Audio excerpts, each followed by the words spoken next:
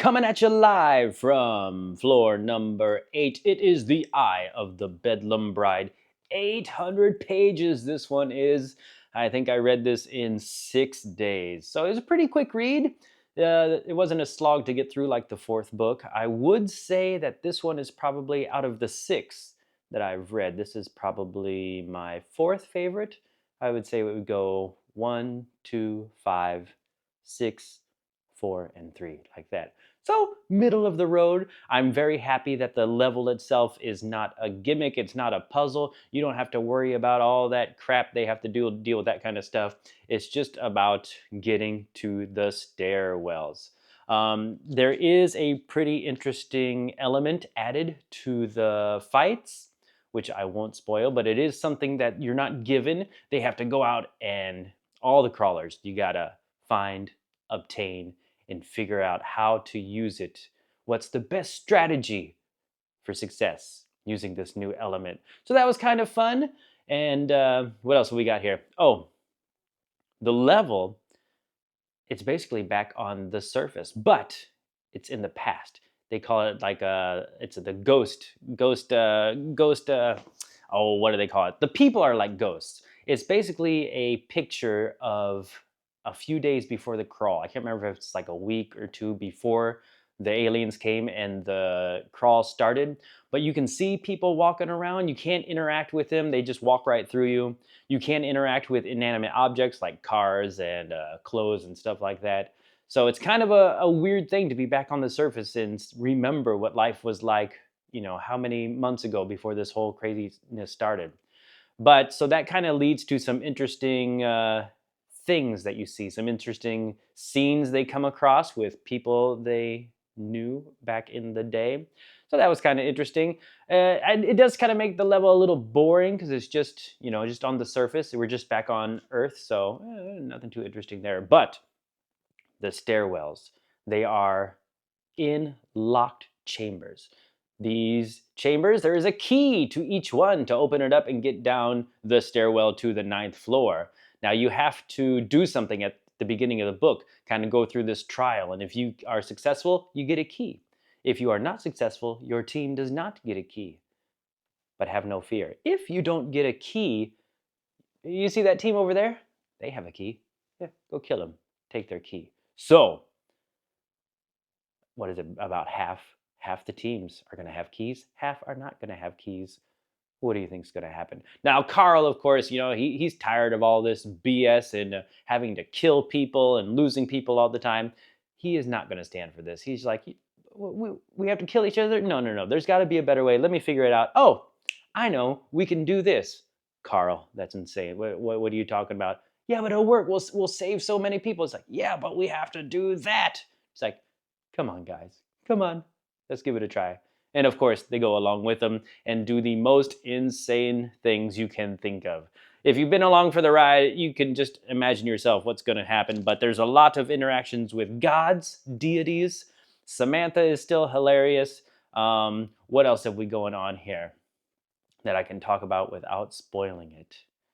I don't know if there is anything else. It's such a long book that there are these like big moments. And looking back through my notes, I've got like 11 pages of notes on my phone. And I even just now going back and looking through, I'm like, oh yeah, I forgot about that. Oh yeah. It just kind of goes along and then boo, big moment. You're like the oh crap moments and then boo, boo. So it's long. There are a lot of big moments that come and go, some pretty quick. And yeah, I don't even know what to say about it. At this point, you know what you're getting yourself into. It did take a while though, because it dawned on me. I don't know how many pages I was into this book, a few hundred before I had my first laugh out loud moment. And I even clicked with me. I was like, oh, geez, I think this is the first time I laughed in this book. So it just kind of goes along. It's a very just average, still crazy, still brutal, still gory, but for a dungeon crawler Carl book, it's just pretty meh, yeah, right in the middle. So go read it, go check it out. Leave a comment down below. We are going to jump into spoilers, so if you have not read it, turn it off and we'll catch you later. All right, so spoiler time. And I do apologize. Like I said, I have a ton of notes here. I do like we finally get like the backstory of Odette and Mordecai and how do you say his name? Chaco, about how they were back in the crawl. And who was it? Odette had to do something that basically killed Mordecai's brother. So him, and that's why he hates Chaco, right? That guy he tried to hit with the chair or whatever way back when. So I love we get that backstory. I like how it kind of ties in. What's that person's name? Like Juan Sin or something, who's in the game. So that's an interesting thing we get. We do get more information. It seems we're getting trickles of more people who want to end this crawl, right? I mean, the series forever. You've got Odette who's doing her thing, right? She's going to be a deity and jump into the game. You've got the what do you call it? Waste management company, Rosetta, who is trying to give Carl all those hints, and they blip her out of there. It's like something about milk and yams. He's like, what was all that about? But then they talk at the end about this is going to be the end. This is the last season, but they're going to go back into the dungeon. Well, that's going to be pretty interesting. Still don't know what they gave Donut in that celestial box, right? But let's talk about the battle system. And of course, immediately, all I'm thinking is bum bum bum bum bum bum bum bum bum bum bum bum. Pokemon cards, right? You got to catch them all. Thankfully, as it kind of played out, I stopped thinking about Pokemon. I was like, man, if I do this review, how many times am I going to say Pokemon? Or maybe for you, it was Yu-Gi-Oh! Or Magic the Gathering. Me, I was a Pokemon card guy. But that's all I could think about at the beginning, especially when they're, you got to go out and catch them and hit them with the pin and then go into the training room and do all this stuff. So that's all I could think about. I did like it. I hope it's not a big thing in the future. It just seems like a thing that's it's fun for a level, and then okay, let's be done with it. I do like what's his face. Some of the characters we meet that they capture. Who is it? The Cuban Seal. What was his name? I don't remember. But we first meet him, and he's doing all this wah ka kind of stuff, and Carl just goes up and blasts him in the face. And what is it? He says, "Oh, another little bitch." He was a fun guy. I'm a little disappointed he didn't kind of pop up more here and there, because even we finally got him towards the end or whatever. He pops up more and he's like, "Wah!" I thought that was hilarious. The cat, what was his name? Yala. I think it's Yala, Jola, because he's what from like Norway or Swedish. He's always talking and he's like, "Ich big nine to burb." That was pretty cool. A cat with a giant candlestick, and was it like the Yule cat or whatever? Pretty freaking awesome. And then who else we got there? That weird tentacle thing. What was it? A donkey? I don't know. And of course, the spider. Was it she something?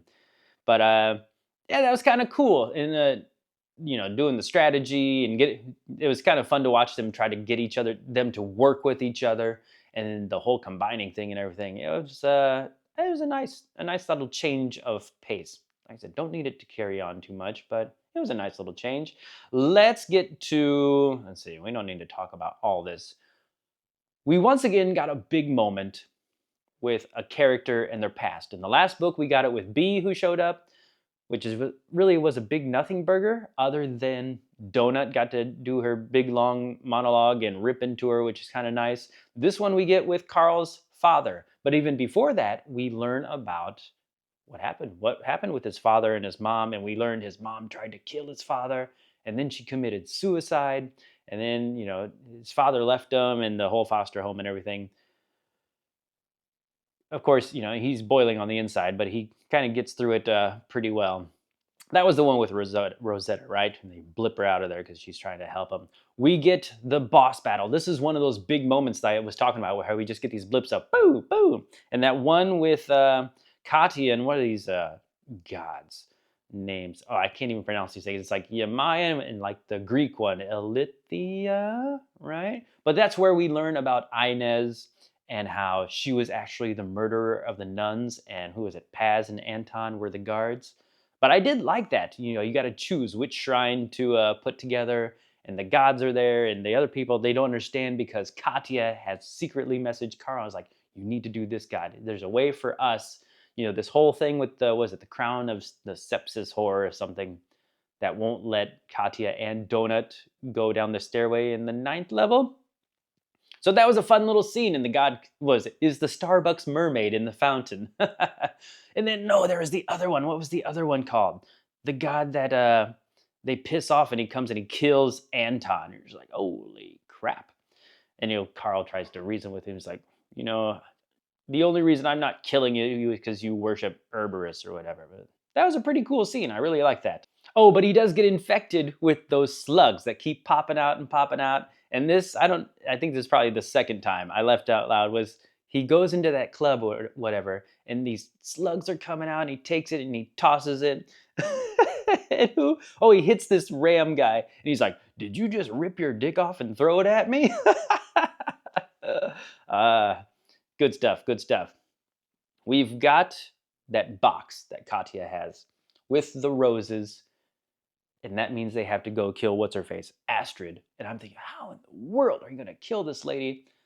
But I guess I got confused. It's the safe space you can't hurt people. The Desperado Club or any of those clubs you can hurt people, because that's where Donut got her first player kill, right? The skull, because she was dancing and getting drunk and somebody tried to attack her. So I guess I forgot about that. But at first I'm like, how in the world are you going to have to pull her out of the club to do that? But no, we get is it a god, that Minge thing that pops up? And this seemed a little easy because she ended up just trying to protect Carl, and Katya basically just like snuck up on her and grabbed her, and Carl ripped her wings off, and they put the spike through, and you're like, oh, that was a little easy. Yeah. So fun scene, but overall it just seemed like a much easier task than I thought it would be. Anywho, this is about halfway through the book, and right after they kill her, and I'm still thinking the book is pretty meh. Like, there's cool things. It feels like one of those things that I should like it more than I do, and I don't know why I'm at this point in the book, and I'm just kind of like, eh. It might be the level itself, right? We're just on the surface of the earth, and I don't know. Let me know what you think.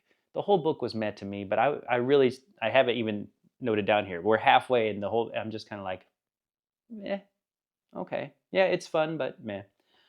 Let's go down here. So we go down to the Florida Keys. They have to climb the Iowa mountain, and we get to that fight with the turkeys, and all I can think of is South Park and all those turkeys.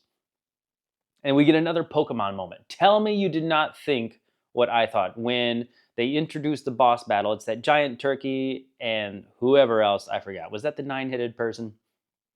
But it introduces it. The announcement comes over, boss battle, and it says, "Prepare for trouble and make it double." Come on now, quick! What's that from? Prepare for trouble and make it double, Team Rocket. That's all I can think of. Surely, that's what he was going for there. But that was a nice little wink to fans there.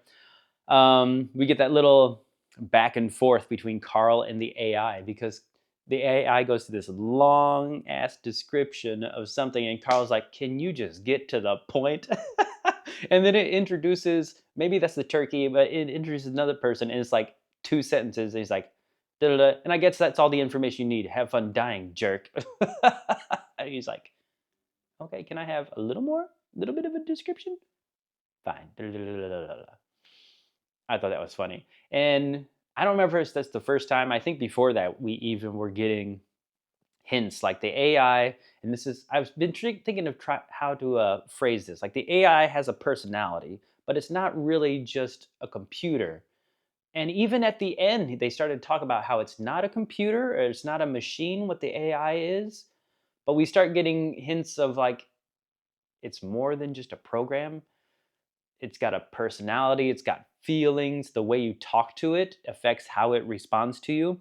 And he does that at the end where he's making those I forget what they call them. He wants to make changes to certain rules or something at the end, but he phrases it. He even says, I phrased it in a nice way, and I gave the AI options, so it felt like it was choosing and I'm not choosing for it. Not like those other jerks who just made demands of the AI.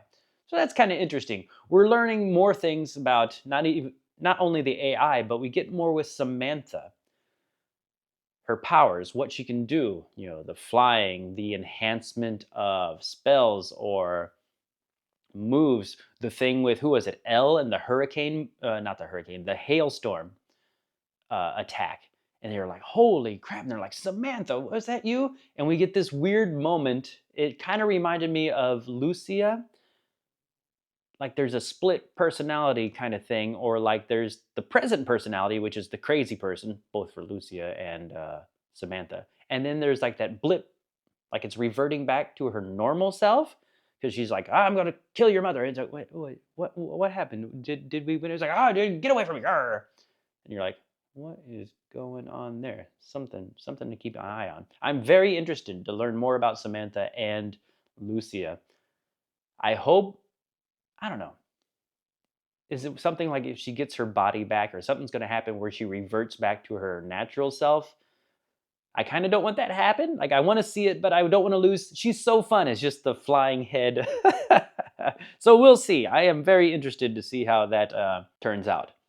The boss fight with the nine heads. I really like this one just because it felt like an old style, back at like a book one, book two kind of fight where they just had to throw things at it and swipe at it and cut off its head, and it was a fun little battle. Again, they put all these people up there that they would know, but it just they're so good at just like blocking that out and not having an effect on them that doing these kinds of things, bringing up the past, really seems like a waste of time. It's not doing anything. And then we get more hints of what's going on outside of the dungeon, or I guess within, with Agatha, because Carl rides out to that place where he listens to that guy Paulie give a speech about things. And in the epilogue, Agatha talks about how people are going to be doing this around the map or around the world, and that anyone who listens to it will get some kind of upgrade just by listening to it or being around it. So I don't know what that's all about. We get the fight with Sister Inez and Quan. Quan uses the flea card on Carl. They pop out in the forest. They have to do the weird the trap with the, I forget how he gets back into the Capitol building. Anywho, they do that whole big battle. They fight Quan with the ghost totems. They defeat him. Gets his key. Those other crawlers, they're just done. And they're just like, just leave us, take all our stuff. But we get a funny quote around this time. Donut's like, let me see. He says, Pony, don't be mean to Katia. And then Resin says, why does that cat always type in all caps? And Donut goes, why didn't your mother dribble you back out onto the truck stop bathroom floor? Just out of nowhere. Good stuff, good stuff. We finally get a fast pass or a fast travel thing for our safe rooms, which, very, what a coincidence. It happens right now when we need all our teammates to just pop back up. Not complaining, but it's just that cynical side of me is like, oh, how convenient right now we get that. And who was it? Lucia who gave that stuff? So again, there is good in her. But that brings back Katya, Imani, Lewis, and Elle, and all them to come back. Then we get what? This whole demon thing. And they get up there. The whole Sister Inez thing seems to just like poof out. Like they open that door and she's already charging at them and then poof, gone. And you're like, well, okay, I thought that was going to be more of a thing. Guess not.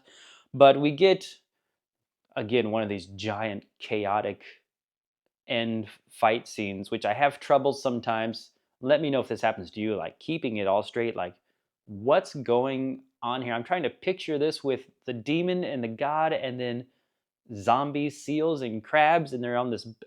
Sometimes I can't keep track of what's going on with all this stuff. But we do get the funny moments. It's like that crab. Who is it? Raul? Crab, you've got to basically spread your seed. We need some live beings, and it counts your seed as mobs. He's like, come on, go, do it, release. He's like, I can't do it with you. Watch. He's like, I need a baby seal. And he's like, what? He's got this weird, is it a fetish thing about insults and turning him on so he can do it? And so he pulls out Alpha Carl, who starts giving him what he needs to finish the job. And Carl's like, I'm just gonna leave you two to it. No, I'll figure it out when you've finished. But mysteriously, Paz kills Yasalt somehow, right? Carl is stuck up Samantha's neck hole. Fun little scene where he's like inside the fist of the god as it's punching itself. He's like, what in the world is going on here? The spider, She Maria, combines with Carl, puts that tattoo, the eye of the Bedlam bride, on him.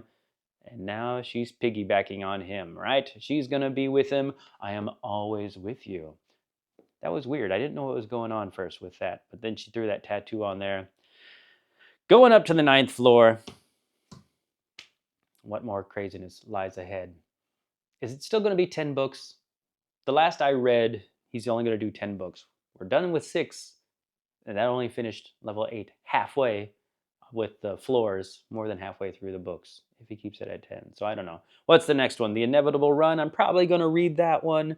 Take a break from this for a little bit. Maybe read that one towards the end of June.